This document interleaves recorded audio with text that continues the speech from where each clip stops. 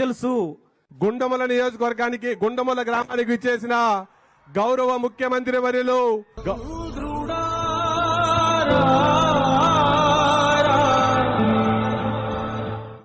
ఎన్టీఆర్ భరోసా పెన్షన్ల పంపిణీ కార్యక్రమం భాగంగా ముఖ్యమంత్రి చంద్రబాబు మడకశిర నియోజకవర్గంలో పర్యటిస్తున్నారు. మడకశిర నియోజకవర్గం గుండమల గ్రామానికి కొద్దిసేపటి క్రితమే ముఖ్యమంత్రి చంద్రబాబు చేరుకున్నారు. ఎలిఫాడ్ వద్ద మంత్రులు, ఎంపీలు, ఎమ్మెల్యేలు కూడా ముఖ్యమంత్రి చంద్రబాబుకు ఘనంగా స్వాగతం పలికారు. అక్కడి నుంచి చంద్రబాబు ఎలిఫాడ్ నుంచి గుండమల గ్రామానికి చేరుకున్నారు. గుండమల గ్రామంలోని పెన్షన్ లబ్ధిదారులకు ఇంటింటికి వెళ్లి పెన్షన్లు పంపిణీ చేస్తున్నారు. అందులో భాగంగా కొద్దిసేపటి క్రితమే రామన్న అనే పెన్షన్దారులకు పెన్షన్ పంపిణీ చేశారు. కుటుంబ సభ్యులతో ముచ్చటించారు. కుటుంబ సభ్యులందరూ కూడా ఏం చదువుతున్నారు, పిల్లలు మీ జీవనాధారం ఏంటి, కుటుంబ సభ్యుల ఆర్థిక పరిస్థితి ఏ విధంగా అంటూ కూడా కుటుంబ సభ్యులతో మాట్లాడారు. కుటుంబ సభ్యులకు సంబంధించిన పూర్తి స్థాయిలో సమస్యలు తెలుసుకున్నారు. ఏదైతే ప్రభుత్వం పెన్షన్ పంపిణీ చేస్తుందో పెన్షన్ పంపిణీ అనేది మీ కుటుంబానికి ఎంత మేరకు ఆర్థికంగా తోడ్పడుతుంది, మీరు ఇంట్లో కుటుంబ సభ్యులు ఏం చదువుతున్నారంటూ కూడా కుటుంబంలోని పిల్లల్ని కూడా చిన్నారులను అడిగి తెలుసుకున్నారు. కొద్దిసేపటి క్రితమే అక్కడ నుంచి కూడా రామన్న కుటుంబ సభ్యులతో గ్రూప్ ఫోటో దిగి అక్కడి నుంచి ఏదైతే సమీపంలో ఉన్న విశ్వనాథ్ అనే మలబరి రైతు పట్టు పరిశ్రమ ఉన్నారు, ఆ పట్టు పరిశ్రమ రైతు దగ్గరికి వెళ్ళి కూడా పంటను ఏ విధంగా సాగు చేస్తున్నారు, ప్రభుత్వం ఎలాంటి రాయితీలు కల్పిస్తుంది,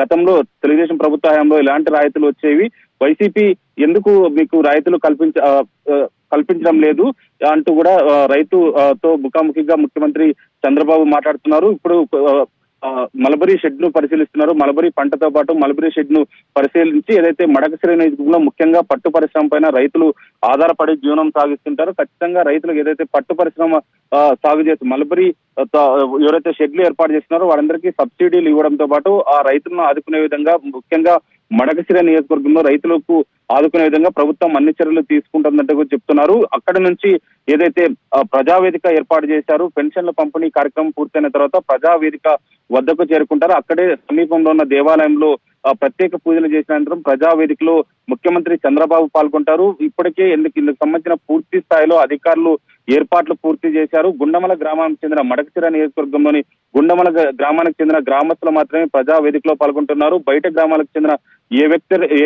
ఏ గ్రామానికి చెందిన వారైనప్పుడు కూడా వారిని మాత్రం గ్రామంలోకి అనుమతించకుండా పూర్తి స్థాయిలో ఆ గ్రామానికి చెందిన వ్యక్తులు గుర్తింపు కార్డు ఉన్న వారిని మాత్రమే కూడా గ్రామంలో అనుమతిస్తున్నారు. పూర్తి స్థాయిలో కట్టుదిట్టమైన భద్రత మధ్య కూడా ప్రజావేదిక కార్యక్రమం సాగుతుంది. ముఖ్యంగా గ్రామస్తులు పలు సమస్యలను ముఖ్యమంత్రి చంద్రబాబు దృష్టికి తీసుకెళ్తున్నారు. ఏదైతే మడకశిర నియోజకవర్గం ఆంధ్ర కర్ణాటక సరిహద్దు ప్రాంతంలో ఉండడంతో పాటు పూర్తిగా వెనుకబడి ఉన్న ప్రాంతం కావడంతో కూడా గతంలో తెలుగుదేశం ప్రభుత్వ హయాంలోనే కూడా ఇక్కడికి సాగునీటికి తాగునీటికి ప్రత్యేక కార్యాచరణ తీసుకొచ్చారు. కోట్ల రూపాయలతో కాలువలు తవ్వించారు. ఖచ్చితంగా ఇప్పుడు తెలుగుదేశం ప్రభుత్వం మరోసారి అధికారంలోకి రావడం వల్ల ఈ ప్రాంతాన్ని మొత్తాన్ని కూడా సస్యశ్యామలం చేసే విధంగా ముఖ్యమంత్రి చంద్రబాబును తాము కోరుతామంటూ కూడా గ్రామస్తులు చెప్తున్న సందర్భం ఉంది.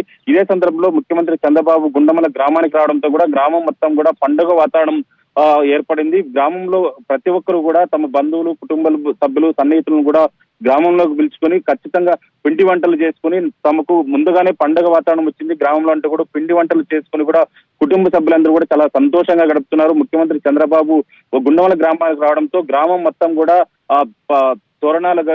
తోరణాలు కట్టి కూడా గ్రామస్తులు కొంతమంది గ్రామస్తులు కొత్త బట్టలు ధరించి మాకు పండుగ వాతావరణం వచ్చింది, ముఖ్యమంత్రి చంద్రబాబు తమ గ్రామానికి రావడం చాలా అదృష్టం చేసుకున్నాం, ముఖ్యమంత్రి స్థాయిలో మా గ్రామానికి రావడంతో మా సమస్యలన్నీ పరిష్కారం అన్న సంతోషాన్ని కూడా ఇప్పుడు గ్రామస్తులు వ్యక్తం చేస్తున్నారు.